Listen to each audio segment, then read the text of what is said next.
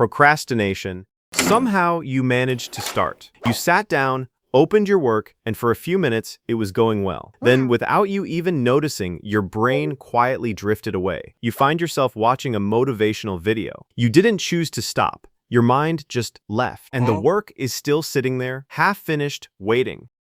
This is procrastination. You procrastinate because your brain is trying to escape discomfort. A task feels boring, or too big, or uncertain. And instead of sitting with that feeling, your brain reaches for something easier. A scroll, a snack, anything except the actual work. And here's what makes it dangerous. Every time you give in, you're not just delaying a task. You're training yourself to run from discomfort. The more you do it, the harder things become. And slowly, quietly, you start to lose trust in yourself. When that trust breaks, everything else breaks with it. Dopamine addiction. You picked up your phone, not because something happened, not because anyone called, just because your hand moved on its own. And that one small moment is where everything starts to fall apart. Here's what's happening inside your brain. Every time you pick up that phone, notifications release dopamine in your brain, a tiny chemical hit of pleasure, fast, easy, effortless. And your brain remembers that. Why struggle through something hard when something easy feels this good? So you scroll a little longer, watch one more video, check the same apps you checked 10 minutes ago. Your brain gets rewired. Because here's what the research actually shows.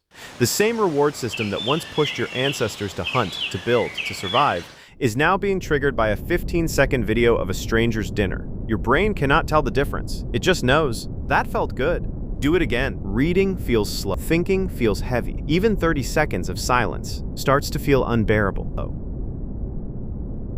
Negative self-talk. You'd never speak to another person the way you speak to yourself. Think about that, the voice in your head that says you're not smart enough, not disciplined enough, not good enough.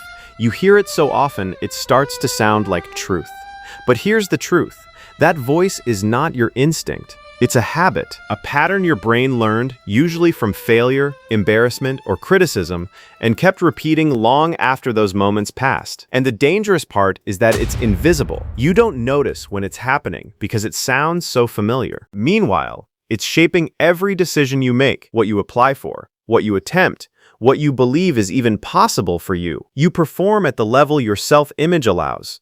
Overthinking. You send a 2-line text and then spend the next hour reading it back, wondering if it came across wrong. Sound familiar? Overthinking isn't deep thinking. It's your brain running the same loop over and over, mistaking movement for progress, mistaking analysis for action. And while you're spinning, life is moving. Decisions that needed to be made last week are still sitting in your head, collecting weight. The worst part is that overthinking feels productive. It feels responsible. It feels like you're being careful. But most of what you rehearse in your head never happens. And most of the problems you solve in your mind were never actually problems. Clarity doesn't come from thinking more. It comes from doing more and adjusting as you go. Comfort zone living. Comfort is a beautiful place, but nothing ever grows there. You stop applying because rejection stings. You stop learning because being a beginner is uncomfortable. You stop starting because you don't feel ready. And you build a life that is smooth and safe and small. Here's what happens inside that comfort zone over time. Your tolerance for challenge shrinks.